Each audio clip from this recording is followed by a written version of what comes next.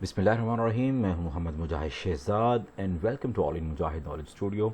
आज का जो सा वीडियो सेशन है एक और इम्पॉर्टेंट टॉपिक है जिसको हम कवर करने की कोशिश करेंगे और आज का टॉपिक है न्यूक्लियस।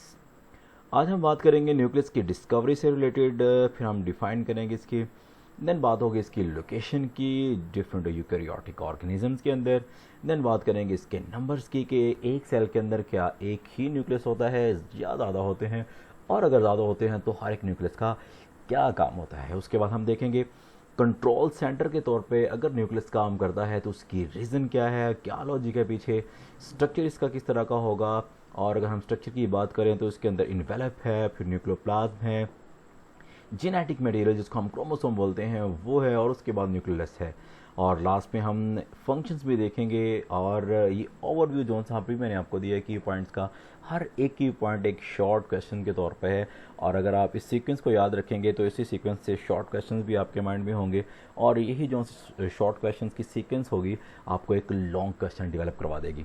So let's start. आज का टॉपिक स्टार्ट करते हैं वेरी फर्स्ट पॉइंट से। हम देखेंगे सबसे पहले इसकी डिफाइन। तो न्यूक्लियस क्या है, ये हमारे पास एक न्यूक्लियस है जो कि डबल मेम्ब्रेन ऑर्गेनेली है। इसकी डबल मेम्ब्रेन होती है, सो हम इसको बोलेंगे द डबल मेम्ब्रेन स्ट्रक्चर। अब हमें इस चीज़ का आइडिया है कि जो न्यूक्लियस है वो प्रोकैरियोटिक सेल में तो नहीं होता वेल डिफाइंड, यूकैरियोटिक सेल में वेल डिफाइंड होता है। तो हम बोलेंगे double membrane structure in eukaryotic cell having nucleoplasm, chromosomes and nucleolus. Eukaryotic cell के अंदर पाया जाने वाला डबल मेम्ब्रेन वाला स्ट्रक्चर जिसके अंदर न्यूक्लियोप्लाज्म भी है, क्रोमोसोम भी है और न्यूक्लियोलस भी है, that act as a control house of the cell. जो सेल के अंदर एक कंट्रोल हाउस की तरह काम करता है उसको हम बोलेंगे न्यूक्लियस। न्यूक्लियस एक डबल मेम्ब्रेन वाला ऑर्गेनेली है जिसके अंदर न्यूक्लियोप्लाज्म होता है, यहाँ पे ये न्यूक्लियोप्लाज्म है, फ्लूइड जोन सा है, उसके बाद जेनेटिक मटेरियल है, न्यूक्लियोलस है, और ये सेल की एक्टिविटीज़ को कंट्रोल करता है। That's why we called it as the control house of the cell. So ये थी इसकी डिफाइन। अब बात करते हैं इसकी डिस्कवरी के बारे में। तो हमारे पास साइंटिस्ट है जिसका नाम है रॉबर्ट ब्राउन। इसने 1831 में इसको डिस्कवर किया था। Its early discovery was undoubtedly due to its prominency in the many cells where it stand out as slightly dark than the surrounding cytoplasm। अब जो सा न्यूक्लियस है अगर इसको स्टेंड किया जाए तो इसका कलर जो सा था वो थोड़ा सा डार्क था और साइटोप्लाज्म से थोड़ा सा हटके था, तो इसी वजह से इसकी डिस्कवरी पॉसिबल हुई न्यूक्लियस की। नेक्स्ट हम देख लेते हैं जी, it controls the life and activities of the cell. और एक सेल की लाइफ को डिटरमिन करना और उसकी एक्टिविटीज़ को कंट्रोल करना सारे का सारा वो न्यूक्लियस के सर है। तो इसीलिए हम न्यूक्लियस को power house of the cell भी बोलते हैं, क्योंकि ये सारी की सारी एक्टिविटीज़ को कंट्रोल करता है। अगर हम बात करें इसकी लोकेशन की तो जोन सा एनिमल सेल है इसकी सेंट्रल जोन सी पोजीशन है वो न्यूक्लियस की होगी, और बाकी जोन से ऑर्गेनेली हैं वो इसके इर्द गिर्द होंगे। और अगर हम बात करें प्लांट सेल की तो चूंकि प्लांट सेल में एक लार्ज वैक्यूल होता है और उसी की वजह से जो सा न्यूक्लियस है उसको पेरिफेरल रीजन जो कि साइडो वाला रीजन होता है वहाँ पे सेंटर दिया जाता है। और ये भी बात नोट करते जाएं, आपके जो प्लांट के इमेच्योर सेल्स होंगे तब उनके पास लार्ज वैक्यूल नहीं होता, तो उस कंडीशन में जो सा न्यूक्लियस है वो at the centre of the cell होगा, और जैसे सेल मेच्योरिटी की तरफ जाएगा लार्ज वैक्यूल डेवलप हो जाएगा, जिसकी वजह से न्यूक्लियस पेरिफेरल पार्ट पे मींस के सेंटर से हटके जो साइडो वाला एरिया है, बाहर वाला एरिया है, वहाँ पे जाके अपने आप को एडजस्ट कर लेगा। नेक्स्ट अगर हम देखें इसका नंबर ऑफ न्यूक्लियस, तो एक सेल के अंदर न्यूक्लियस एक भी हो सकता है। आप यहाँ पे देख सकते हैं इंडिविजुअल सेल है हमारे पास, ये हाइफी की स्ट्रक्चर है, और आप लोगों को शायद आइडिया हो कि हाइफी क्या होती है। हाइफी फंजाई की बॉडी होती है, हाइफी मिलके माइसीलियम बनाते हैं, और माइसीलियम जोन सी है वो फंजाई की बॉडी है। सो वो फंजाई को बनाने वाले जोन से हमारे पास थ्रेड लाइक स्ट्रक्चर्स होंगे, उनको हम हाइफी बोलेंगे। और उसके इंडिविजुअल सेल्स में आप देख सकते हैं एक सिंगल न्यूक्लियस एग्जिस्ट कर रहा है। अब ऐसे सेल जिनके अंदर एक ही न्यूक्लियस हो उसको हम बोलेंगे मोनोन्यूक्लिएटेड सेल। और अगर हम इस केस में देखें तो ये एक यहाँ से लेके यहाँ तक सेक्शन है, एक न्यूक्लियस ये वाला और दूसरा न्यूक्लियस ये वाला, एक एक सेक्शन में आपको दो दो न्यूक्लियस दिखाई देंगे। तो ऐसा सेल जिसके अंदर दो न्यूक्लियस हो उसको हम बोलेंगे बाई या डाई न्यूक्लिएटेड सेल्स। और इस कंडीशन में आप देखें कोई डिवीजन नहीं है, from start to end nuclei ही आपके पास नज़र आ रहे हैं। सो इनको हम बोलेंगे मल्टी न्यूक्लिएटेड सेल्स। सो जो सी न्यूक्लियस का नंबर है वो वेरी करेगा सेल टू सेल। एक सेल के अंदर एक भी हो सकता है, दो भी हो सकते हैं और दो से ज़्यादा भी हो सकते हैं, और कंडीशन के अकॉर्डिंगली हमने उनको नाम भी दिए थे। मोनोन्यूक्लिएटेड है, डाई न्यूक्लिएटेड या बाई न्यूक्लिएटेड है, और मल्टी न्यूक्लिएटेड है। अच्छा, नेक्स्ट जो मेन क्वेश्चन है इसका वो ये है कि control room of the cell है वो क्यों है। इसको डिस्कस करने से पहले एक दो पॉइंट्स हैं वो हम थोड़े से देख लें कि जो सा न्यूक्लियस है नॉन डिवाइडिंग स्टेज में ही हमें नज़र आएगा। उसकी रीज़न ये है कि जब सेल डिवाइड करते हैं तो जो सी न्यूक्लियर की मेम्ब्रेन है वो ब्रेक हो जाती है, और जो सा न्यूक्लियस का खुद का स्ट्रक्चर है वो वैनिश्ड हो जाता है, डिस्टर्ब हो जाता है। इसलिए अगर हमने न्यूक्लियस को स्टडी करना है तो नॉन डिवाइडिंग कंडीशन होनी चाहिए सेल की, उस कंडीशन में हम इसको स्टडी कर सकते हैं। अब जो सा न्यूक्लियस की मेम्ब्रेन है इसके अंदर हमारे पास जो सा जेनेटिक मटेरियल है वो क्रोमाटिन की फॉर्म में होगा, मीन्स के थ्रेड लाइक होगा, कंडेंस्ड फॉर्म में नहीं होगा। अगर जेनेटिक मटेरियल डीकंडेंस्ड फॉर्म में है, थ्रेड लाइक है, तो उसको हम क्रोमाटिन बोलेंगे। और अगर वही जो सा क्रोमाटिन जो हमारे पास है थ्रेड लाइक डीएनए है या क्रोमोसोम है, अगर वो अपने आप को कंडेंस्ड फॉर्म में ले जाएं तो वो जो कंडेंस्ड और शॉर्टर फॉर्म हमारे पास आ जाएगी वो क्रोमाटिड्स होगी, जो कि न्यूक्लियोप्लाज्म के अंदर होगी। अब न्यूक्लियोप्लाज्म क्या चीज़ है, ये हमारे पास सेंट्रली न्यूक्लियस है, और न्यूक्लियस के अंदर एक फ्लूइड होता है, उस फ्लूइड का हम नाम देते हैं न्यूक्लियोप्लाज्म का, और उसी के अंदर पड़ा होता है हमारा जेनेटिक मटेरियल। अब जो सा डिवाइडिंग सेल्स हैं इस केस में न्यूक्लियस अपने आप को डिसअपेयर कर लेता है, और जो सा क्रोमाटिन मटेरियल है it is replaced by the chromosomes, उसको क्रोमोसोम्स की फॉर्म में कन्वर्ट कर दिया जाता है, जो मैंने अभी आपको बताया है क्रोमाटिड्स की फॉर्म में। अब जो हेरिडिटी मटेरियल है चूँकि क्रोमोसोम्स है, और वो जो क्रोमोसोम्स है वो कंट्रोल करता है सारी की सारी सेल की एक्टिविटीज़ को। अब जो क्रोमोसोम्स हैं वो सेल की एक्टिविटीज़ को कंट्रोल करता है, और क्रोमोसोम्स पाया जाता है सेल के न्यूक्लियस में। सो हम इसलिए न्यूक्लियस को बोलते हैं सेंटर ऑफ द सेल, और द कंट्रोल रूम और control house of the cell. ऐसा ऑर्गेनेल जो सेल की सारी एक्टिविटीज़ को कंट्रोल करता है और सेंट्रल पोजीशन रखता है, उसको हम बोलेंगे nucleus. DNA, RNA and protein including enzymes form the chemical composition of the nucleus. अब जो सा न्यूक्लियस है इसके अंदर खुद डीएनए भी होगा, आरएनए भी होगा, प्रोटीन भी होगी, एंजाइम्स भी होंगे, और एक एक्वोस्मेटम भी होगा, जिसको हम ऑलरेडी डिस्कस कर चुके हैं न्यूक्लियोप्लाज्म की फॉर्म में। सो नेक्स्ट चलते हैं। अगर इसकी स्ट्रक्चर की बात की जाए तो 4 कंपोनेंट हैं जो कंबाइन होके एक न्यूक्लियस की स्ट्रक्चर बनाएंगे। अगर आपको थोड़ा सा भी याद है तो मैंने डिफाइन में इन चारों का जिक्र किया था कि न्यूक्लियर की मेम्ब्रेन होगी, जो कि डबल मेम्ब्रेन मैंने वहाँ पे बोली थी, न्यूक्लियोलाई होगा मीन्स के न्यूक्लियोलस होगा, न्यूक्लियोप्लाज्म होगा जो कि एक फ्लूइड है, और उसके बाद क्रोमोसोम्स होंगे। आप यहाँ पर भी देख सकते हैं आपको ब्लू कलर का न्यूक्लियोलाई न्यूक्लियोलस मिल रहा है, और ये हमारे पास जेनेटिक मटेरियल है, और ये फ्लूइड न्यूक्लियोप्लाज्म है, और ये डबल मेम्ब्रेन स्ट्रक्चर आपको यहाँ पे भी दिखाई दे रही है, और यहाँ पर भी दिखाई दे रही होगी। अब डिस्कस करते हैं सबसे पहले न्यूक्लियर मेम्ब्रेन। अगर हम न्यूक्लियस मेम्ब्रेन की बात करें तो जैसे कि मैंने डिफाइन में भी बताया था कि डबल मेम्ब्रेन है न्यूक्लियस की, so it is surrounded by a double membrane. जोन सा साइटोप्लाज्म का फ्लूइड है और जो न्यूक्लियोप्लाज्म है, दोनों को सेपरेट करने वाले जोन सी इन्वेलप है उसको हम बोलेंगे न्यूक्लियर मेम्ब्रेन। अब दो हैं, जोन सी एक आउटर होगी और एक इनर होगी। जोन सी आउटर मेम्ब्रेन है वो एंडोप्लाज्मिक रेटिकुलम के साथ कनेक्शन बनाएगी और उसको एस्टेब्लिश करने में हेल्प करेगी, और जोन सी इनर मेम्ब्रेन है वो न्यूक्लियोप्लाज्म को कवर करेगी। सो दोनों मेम्ब्रेन के ये सेपरेटली काम हो गए। उसके बाद अगर हम बात करें न्यूक्लियर पोर्स की तो यहाँ पर जोन सी है कंटिन्यूस लेयर बनी हुई है, हमारे पास 2 मेम्ब्रेन्स हैं, एक आउटर है और एक इनर है, और यहाँ से ये डिस्कनेक्ट हुई है तो दरमियान में एक होल क्रिएट हो गया है, एक पोर क्रिएट हो गया है। चूँकि ये न्यूक्लियस की वॉल के अंदर है इसलिए हम इसको बोलेंगे न्यूक्लियर पोर, और ये सेल टू सेल इनकी तादाद वेरी करेगी। फॉर एग्जांपल हमारे पास अनडिफ्रेंशिएटेड सेल्स हैं जिनके फंक्शन वेल डिफाइंड नहीं होते, ऐसे सेल्स को हम बोलते हैं अनडिफ्रेंशिएटेड सेल। जैसे कि हमारे पास एग सेल है और एग सेल के अंदर न्यूक्लियर पोर्स की तादाद 30,000 पर न्यूक्लियस होगी। और अगर यही बात हम डिफ्रेंशिएटेड सेल जैसे कि रेड ब्लड सेल्स हैं जिनके काम की प्रॉपर डेफिनेशन होती है, डिफाइंड काम होते हैं।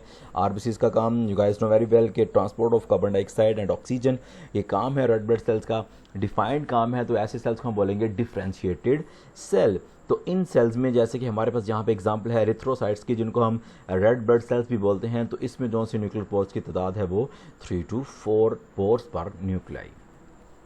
अगर हम फंक्शंस की बात करें तो ये जो से पोर्स हैं डेफिनेट इनकी स्ट्रक्चर होती हैं और ये कंट्रोल करते हैं traffic of the substance passing through them.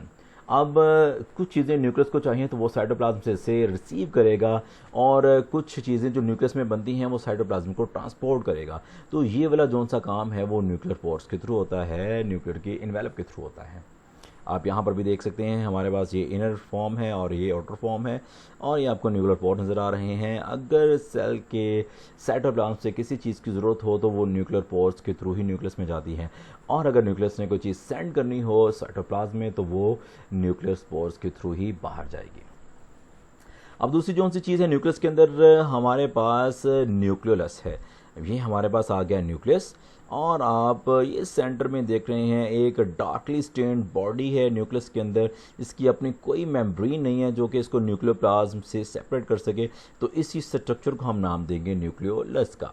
It is darkly stained body within the nucleus.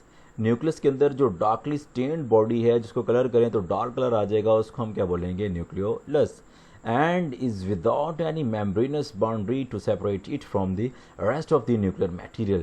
और इसके बाहर कोई भी मेम्ब्रेन नहीं होती जो इसको न्यूक्लियस के बाकी मटेरियल से सेपरेट करे।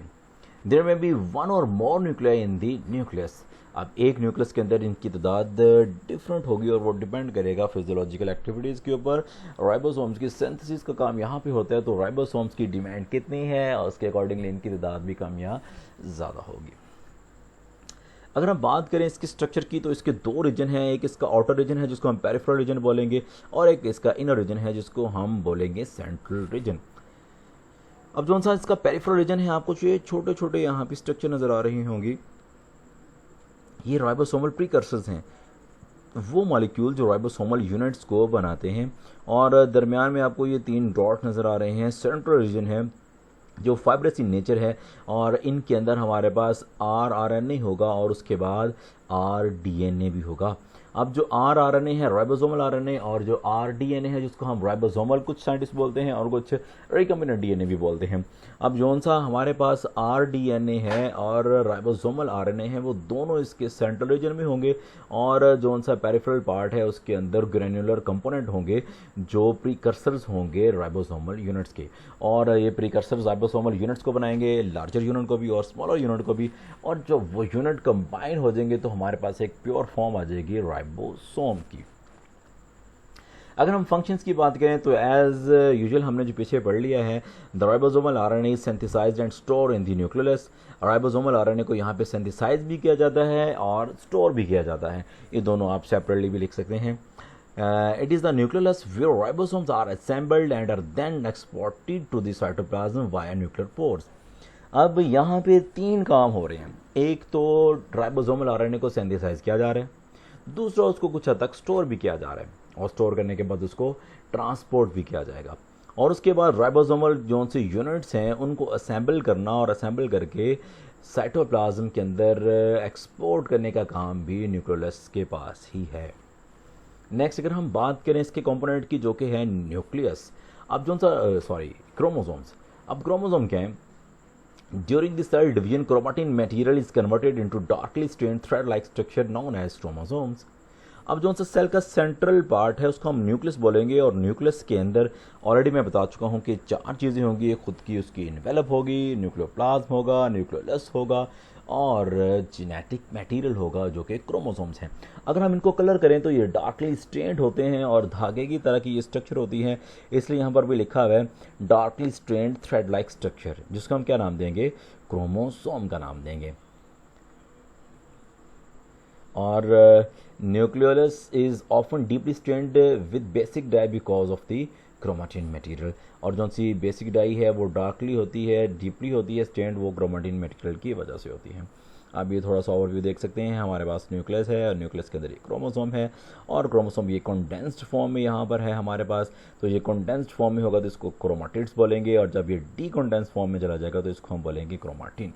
और यहाँ पर आप देख सकते हैं हमारे पास DNA है और ये हिस्टोन प्रोटीन के मॉलिक्यूल्स, जब ये दोनों चीज़ें मिलेंगी तो हमारे पास एक क्रोमोसोम सिंथेसाइज्ड फॉर्म में मिलेगा। अगर हम बात करें इसकी मॉर्फोलॉजी की तो यहाँ पर आप देखें हमारे पास ये क्रोमोसोम की स्ट्रक्चर है जिसके दो आर्म आपको दिखाई दे रहे हैं, एक लेफ्ट वाला है और एक राइट वाला है, और ये दोनों आर्म सेंट्रल पॉइंट से, सेंट्रल स्ट्रक्चर से आपस में जुड़े हुए हैं, जिसको हम बोलेंगे सेंट्रोमियर। मीन्स के क्रोमोसोम में सेंट्रोमियर होगा और उसके दो आर्म्स होंगे, कुछ शॉर्टर होंगे और कुछ लॉन्गर होंगे। और जो से ये दोनों क्रोमाटिड्स हैं, अगर एक ही सेंट्रोमियर के साथ कनेक्टेड हैं तो एक ही सेंट्रोमियर के साथ कनेक्टेड जो से क्रोमाटिड्स होंगे उनका हम बोलेंगे सिस्टर क्रोमाटिड्स, और वो आइडेंटिकल भी होंगे। अब थोड़ा सा हम पढ़ लेते हैं। Under a compound microscope chromosomes appear to be made of arms and centromere. अगर हम कंपाउंड माइक्रोस्कोप से देखें तो जो से क्रोमोसोम है उसका हमें आर्म्स नज़र आएंगे और सेंट्रोमियर नज़र आएगा। अब आर्म्स ये वाले आपको दिखाई दे रहे हैं और सेंट्रोमियर ये दरमियान में स्ट्रक्चर जहाँ से दोनों आर्म एक दूसरे के साथ कनेक्टेड हैं, इसको हम बोलेंगे centromere. Centromere are the place on the chromosomes where spindle fibres are attach during cell division. अब जब सेल ने डिवाइड करना है तो जो जेनेटिक मटेरियल है उसकी सेपरेशन हो रही है, तो सेपरेशन होने के लिए डेफिनेटली कोई चीज़ होगी जो इनके साथ अटैच होगी, तो वो स्पिंडल फाइबर्स हैं जो सेंट्रोमियर के साथ एक पॉइंट होता है जिसको काइनेटोकोर बोला जाता है, वहाँ पे अटैच होते हैं और इनकी ऑपोजिट डायरेक्शन में मूवमेंट स्टार्ट करवाने में हेल्प करते हैं। Each chromosome consists of two identical chromatids at the beginning of the cell division. Chromatid is the exact replica of the chromosomes. Chromosomes की एग्जैक्ट जो सी कॉपी है, रेप्लिका हमारे पास copy है, उसको हम बोलेंगे chromatids, which are held together at the centromeres. और इन दोनों को सेंट्रोमियर की वजह से इकट्ठे रखा जाता है, बांध कर रखा जाता है। A chromosome is composed of DNA and protein। Already मैं आपको बता चुका हूँ कि जो सा डीएनए है वो हिस्टोन प्रोटीन के साथ मिलके एक कॉम्प्लेक्स स्ट्रक्चर सिंथेसाइज करेगा जिसको हम बोलेंगे क्रोमोसोम्स, और अगर वो डी कंडेंस्ड फॉर्म में होगी तो वो क्रोमाटिन होगी, और जैसे जैसे वो अपने आप को कंडेंस्ड करती जाती है तो वो एक क्रोमाटिड की फॉर्म में चली जाती है। नेक्स्ट अगर हम बात करें इसके फंक्शंस की, all the information necessary to control the activities of the cell is located on the chromosomes. अब जितनी भी सेल की एक्टिविटीज़ हैं वो सारी की सारी हमारे पास किस फॉर्म में होती हैं? क्रोमोसोम की फॉर्म में होती हैं। क्रोमोसोम्स के ऊपर इंफॉर्मेशन का सेट होता है और इसी सेट ऑफ इंफॉर्मेशन की वजह से जो सेल के फंक्शंस हैं, मेटाबॉलिज्म है, उसको डिज़ाइन किया जाता है। और नेक्स्ट पढ़ते हैं दी फॉर्म ऑफ जीन्स।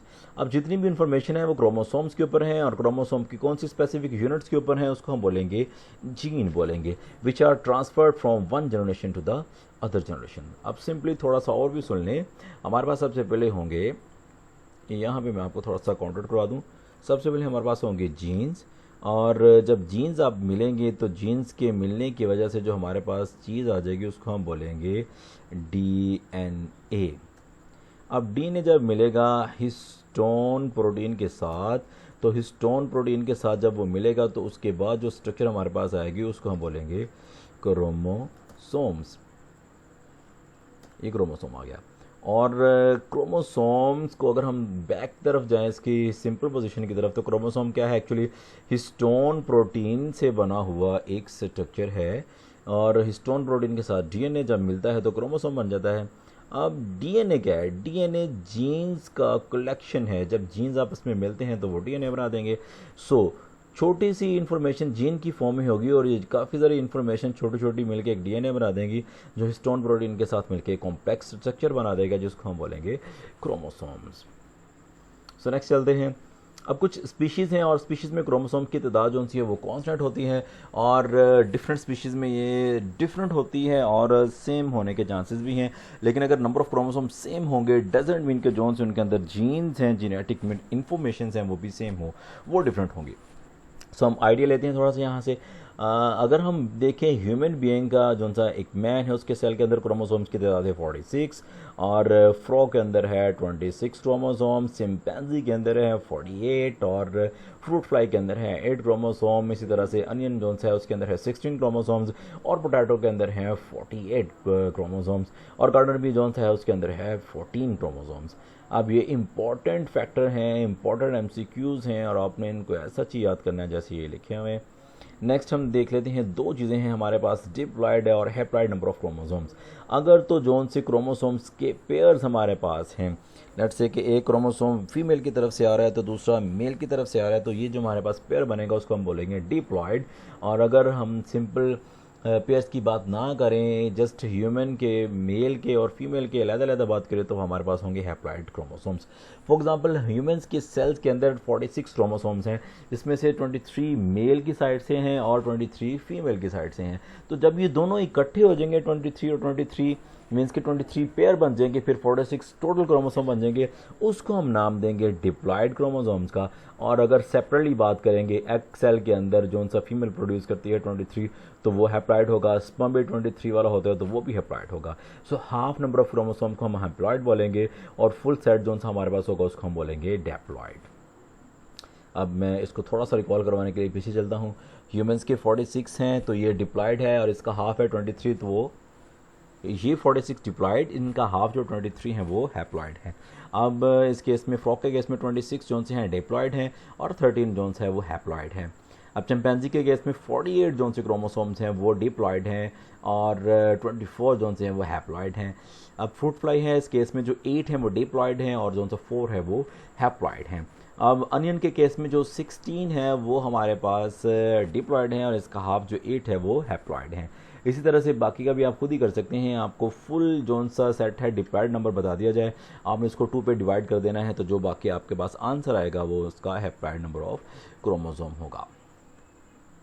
सो ये था गाइस आज का हमारा लेक्चर। होप सो कि आपको इन्फॉर्मेटिव भी लगेगा और कोशिश करें इस लेक्चर को फुली विजिट भी करें स्टार्ट टू एंड और शेयर भी करें, और अगर आपने सब्सक्राइब नहीं किया तो चैनल को सब्सक्राइब भी कर लें। सो ये थोड़े से कंटेंट्स हैं जिनको मैंने स्टार्ट पे भी बताया था कि हर एक जो की पॉइंट है वो हमारे पास एक शॉर्ट क्वेश्चन की तरह है, तो आपने इन्हीं के अकॉर्डिंगली इस लेक्चर को तैयार कर लेना है। और एज अ होल जो न्यूक्लियस है वो एक लॉन्ग भी है, और ये बात एक दफ़ा फिर सुन लें आप लोग कि जो सा न्यूक्लियस है वो सारा कभी भी लॉन्ग नहीं आया। इसका कोई सेक्शन आ जाएगा जैसे कि व्हाट इज़ न्यूक्लियस, तो आप इंट्रोडक्शन लिखेंगे और 4 कंपोनेंट में से कोई एक आ जाएगा, जैसे कि न्यूक्लियस आ सकता है, क्रोमोसोम आ सकता है, या न्यूक्लियर इन्वेलप या मेम्ब्रेन आ सकते हैं। So that was all about today's lecture. So see you for the next. मिलते हैं अगली वीडियो में, तब तक के लिए अल्लाह हाफिज़।